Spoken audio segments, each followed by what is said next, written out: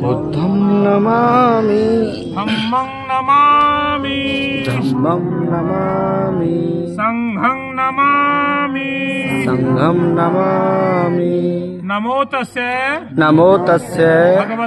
भगवतो अरहतो सम्मा सम्बुद्धस्य नमो तस्य भगवतो अरहतो सम्मा सम्बुद्धस्य नमो तस्य भगवतो अरहतो सम्मा सम्बुद्धस्य बुद्धं शरणं गच्छामि धम्मं शरणं गच्छामि संघं शरणं गच्छामि द्वितीयंपि बुद्धं शरणं गच्छामि द्वितीयंपि धम्मं शरणं गच्छामि द्वितीयंपि संघं शरणं गच्छामि तृतीयंपि बुद्धं शरणं गच्छामि धम्मं शरणं गच्छामि संघं शरणं गच्छामि पाणातिपाता एरमणि शिक्षापदं समादयामि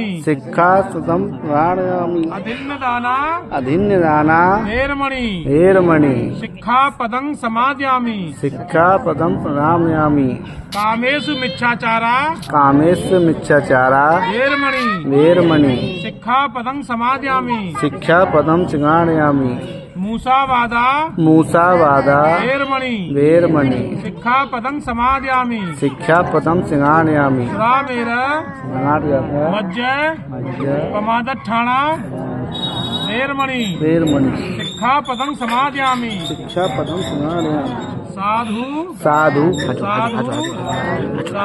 साधु बेटा बोलिए।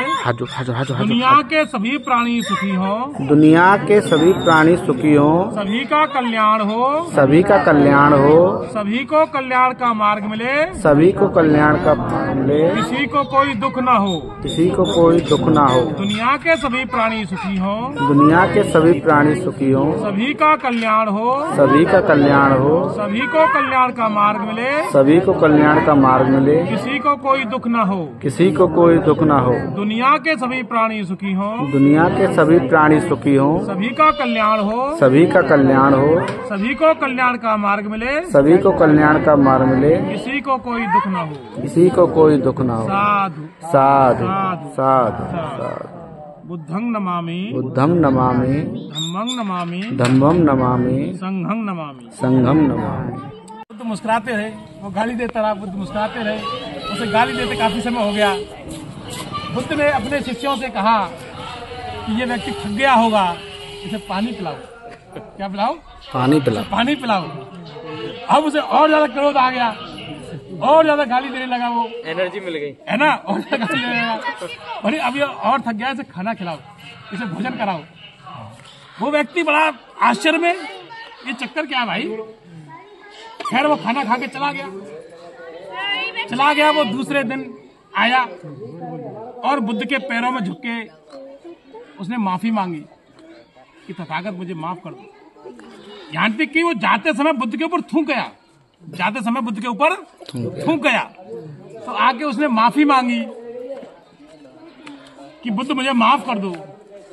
बोले मैं किस बात के लिए माफ कर दूं? बोले मैंने कल आपको इतना बुरा कहा, आपके ऊपर थूका।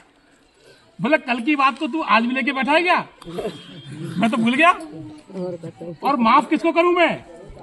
कल थूकने वाले को या आज माफी मांगने वाले को? बोले बुद्ध मैं ही हूँ, कल थूका भी मैंने था और आज माफी मांग रहा हूँ। बोले ये दोनों व्यक्ति एक नहीं हो सकते। बुद्ध ने क्या कहा? ये दोनों व्यक्ति एक नहीं हो सकते, क्योंकि जो थूकेगा वो माफी नहीं मांगेगा और जो माफी मांगेगा वो थूकेगा नहीं। इसका मतलब क्या है कि आज तुम्हारा नया जन्म है, कल का जन्म तुम्हारा पुराना था। वो तुम्हारा दूषित मन का दूसरा व्यक्ति था जिसका मन बुरा था। आज तुम्हारा नया जन्म है, ये तुम्हारा अच्छे कार्य वाला जन्म है। तो जो कल खत्म हो गया, जो मर ही गया, उसको मैं क्या माफ करूं? और आज जो माफी मांग रहा है उसकी तो कोई गलती नहीं है, तो उसे मैं माफ क्या करूं? असली तो व्यक्ति का मन हर क्षण हर पल बदलता रहता है। बुद्ध धर्म स्थितियों पर चलता है, परिस्थितियों पर चलता है।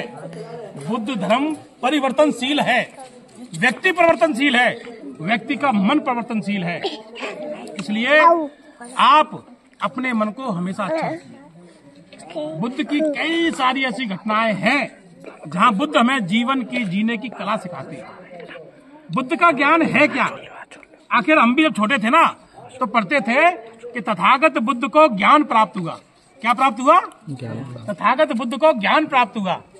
वो क्या ज्ञान था? मैंने बुद्ध को पढ़ा, तब मैं उस ज्ञान को समझा।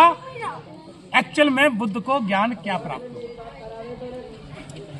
एक तो बुद्ध ने अपने अंदर के ज्ञान को जगाया, इसीलिए उन्होंने कहा अत्तदीपो भव, अपने ज्ञान को जगाओ, अपने अंदर के ज्ञान को जगाओ। किसने कहा? ये बुद्ध ने कहा कि तुम बहुत ज्ञानी हो। आप सुनते होंगे बड़े बूढ़ों से, अल्लू पढ़ो लिखो ना हूं पर गुना बहुत हूं। सुनते नहीं सुनते हो? अक्सर बड़े बूढ़े कहते हैं वो गुनापन ही उनके अंदर ज्ञान है।